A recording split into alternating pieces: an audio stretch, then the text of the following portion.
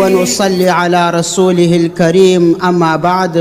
قدرمنو اوریدونکو، د حضرت عمر رضی الله عنه د سیرت مبارک دوهمه برخه نن تاسو ته وړاندې کوو په توفیق سره د الله جل جلاله. لیکوال او ترتیب کوونکی مولانا حبل الله المتین، ویناوال مولوی عبید الله. قدرمنو اوریدونکو، کله چې فاطمه رضی الله عنها ټول موجود کسان پټ کړل، په داسې حال کې دروازې ته راغلل چې بدن یې له ویرې لړزېدی. عمر رضی الله عنه ته یې دروازه خلاصه کړه. عمر رضی الله عنه چې له ډېره قهر او غضبه یې حواس بایللي وه، داسې اواز یې ورباندې وکړ: ای د ځان دشمني، ما اورېدلی دي چې تا د خپلو پلرونو او نیکهګانو دین پرې ایښی دی. آیا دا رښتیا ده؟ فاطمه رضی الله عنها جواب ورنکوي. عمر رضی الله عنه یې په وهلو شروع وکړه. دومره یې ووهله چې د مخ مبارک څخه یې وینې روانې سوې. نو وروسته یې جواب ورکوي چې ای د خطاب زویه، د ورور نوم یې ورته وانخیستی، ځکه چې د هغه کفر یې ترمنځ مانع و چې هر څه کولای سې ویې کړه. هو، زه مسلمانه سوی یم، زما ژوند او مرګ به په همدې لاره کې وي. که چیرې حق په همدې لاره کې وي نو زه همدا کلمه وایم. بیا د شهادت کلمه وویله. کله چې عمر رضی الله عنه د هغې حالت ولیدی نو ویره ورباندې راغلل. په کټ کې کښېنستی، سوچونو او فکرونو واخیستی. د ځان سره یې وویل: آیا دغه دین دومره رښتینی او حق دی چې فاطمه رضی الله عنها سره د دومره وهلو انکار ورڅخه ونه کړي؟ په همدې فکرونو کې ډوب و چې پر هغه پاڼو باندې یې سترګې ولګېدلې چې د هغوی څخه د یاده وتلې وې. فاطمه رضی الله عنها ته یې وویل: په دغه ورقو یا پاڼو کې څه شي لیکل سوي دي؟ راوړه چې زه یې ولولم. فاطمه رضی الله عنها جواب ورکوي. ورته یې وویل: نه، ته د دې لایق نه یې. پر دې باندې بې اودسه لاس لګول منع دی. که غواړې ویل ولې غسل یا اودس وکړه. د فاطمه رضی الله عنها په زړه کې ورته امید پیدا سو. ژر یې اوبه ورته راوړلې، د اوداسه طریقه یې ور وښودله. عمر رضی الله عنه په داسې حالت کې اودس وکړ چې د فاطمه رضی الله عنها مخ ته یې کتل چې په وینو لړلی و. د ځان سره یې وویله: ما څومره غلطي وکړه چې ومې وهله. خور مې را سره کینه او عداوت ونه کوي. خور څومره پر ورور مهربانه وي.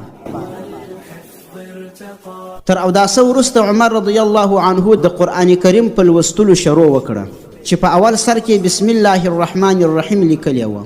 کله چې الرحمن او الرحیم ولوستی غلی سو او د دغو کلمو په معنا کې ژور سوچ وکړي. بیا یې لوستل پیل کړه. مخکې د سورت طه آیاتونه لیکلي وه. په ښه فکر او غور باندې یې ولوستل.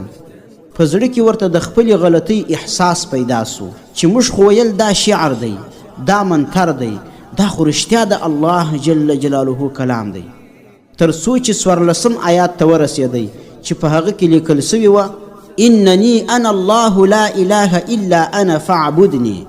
یعنی زه ستاسو رب یم، بل معبود نسته، زما عبادت وکړئ. نور یې د سترګو څخه اوښکې روانې سوې. په لوړ اواز یې د شهادت کلمه وویله. د فاطمه رضی الله عنها څخه خپل ځان هېر سوی و. د ورور په فکر کې وه چې د خوشحالۍ څخه یې الله اکبر غږ وکړي.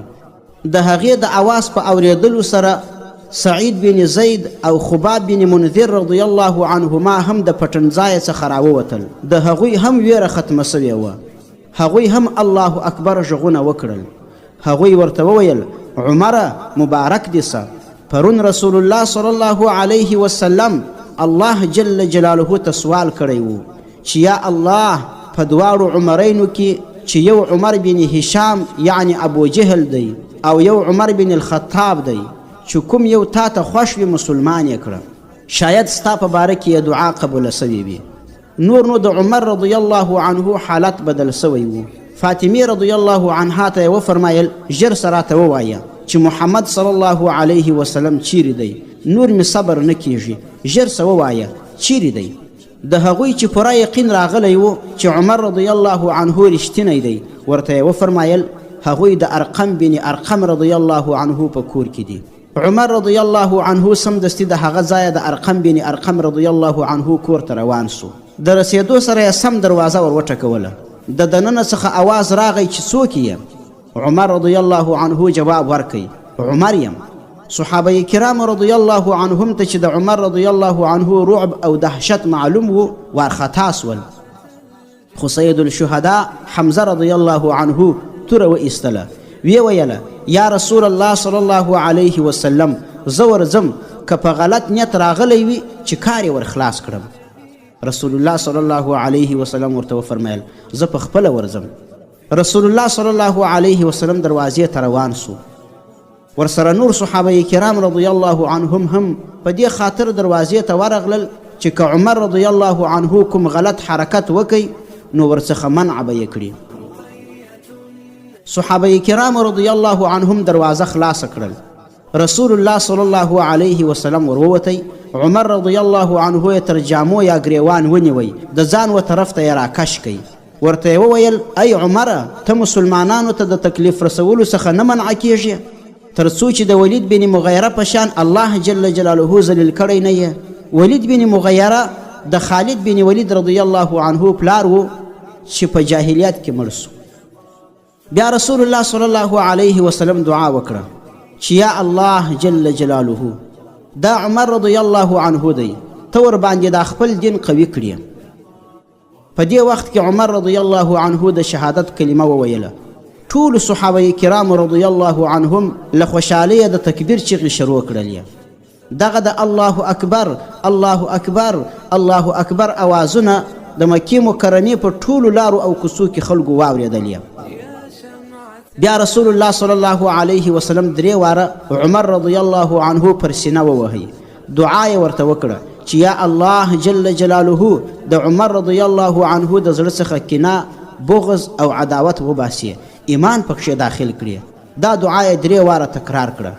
دوی په همدې خوشحالۍ کې و چې جبرائیل علیه السلام راغی. قدرمنو اوریدونکو د حضرت عمر رضی الله عنه د سیرت مبارک دوهمه برخه پر همدې ځای ختموو. تر بیا راتلو مو پر یوه الله جل جلاله سپارو.